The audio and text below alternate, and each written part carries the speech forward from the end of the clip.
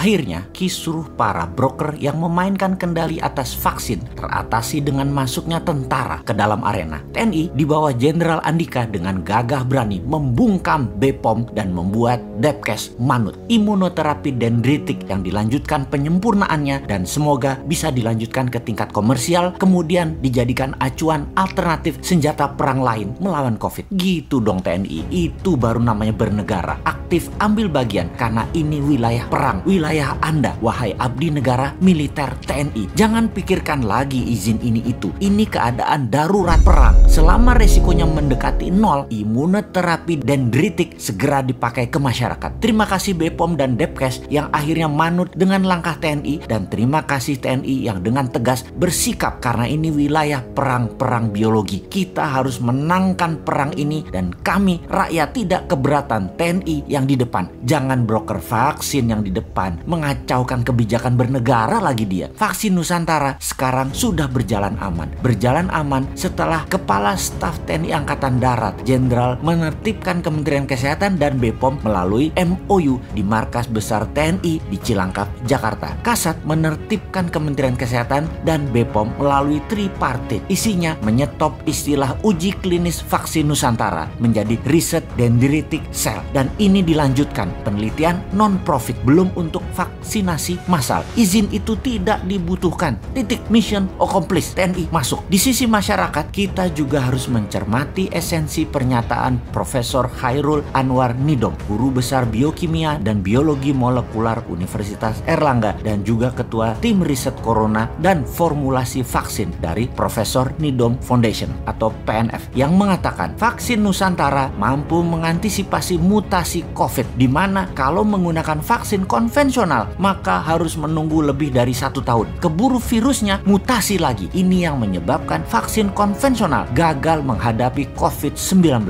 Jadi vaksin Nusantara bukan konvensional vaksin, lebih tepat disebut imunoterapi. Vaksin Nusantara dendritik, cara kerjanya adalah darah pasien dikeluarkan, dipecah, dendritik selnya diambil, antigen virus dimasukkan. Sel dendritik dan virus berinteraksi. Setelah matang, serum disuntikkan ke dalam tubuh pasien kembali. Setelah itu, semoga para broker vaksin asing juga bisa di-stop tindak tanduknya, kemudian bisa mempercepat proses efikasi dan proses safety imunoterapi vaksin Nusantara. Dana vaksin asing yang nilainya triliunan rupiah menggunakan uang negara yang kebanyakan dipegang broker dan oligar semoga tidak berkutik lagi. Mereka itu sampai berani mempengaruhi para pejabat. Semua ini sebenarnya atas nama cuan, bukan atas nama humanitarian, bukan atas nama nasionalisme. Harus segera di-stop. Salah satunya dengan adanya imunoterapi vaksin Nusantara. Ini akan merubah permainan globalis tersebut secara telak. Militer Indonesia masuk itu patut didukung karena sebuah langkah terang-terangan melawan globalis. Jadi bagaimana kalau kita rincikan langkah itu? Siapakah Jenderal Andika sang kasat ini? Mengapa Jenderal Andika bisa menekan BPOM dan Kementerian Kesehatan? Agaknya kita mundur sebentar, mempertanyakan tanda jasa medali Legion of Merit Degree of Commander dari pemerintah Amerika di tahun 2020 kemarin. Itulah medali tertinggi yang pernah diberikan kepada seorang petinggi militer negara lain, di mana bagi pengamat intelijen pertahanan ini sesungguhnya kode keras. Pentagon adalah nasionalis. Pentagon di bawah Chief Joint Staff Panglima Gabungan E. Miley memang nasionalis tulen yang mengadakan perjanjian ekstra ketat kepada Biden tepat sebelum hari pelantikan, yang isinya kita semua sudah buka di informasi jauh-jauh hari sebelum ini. Anggaran militer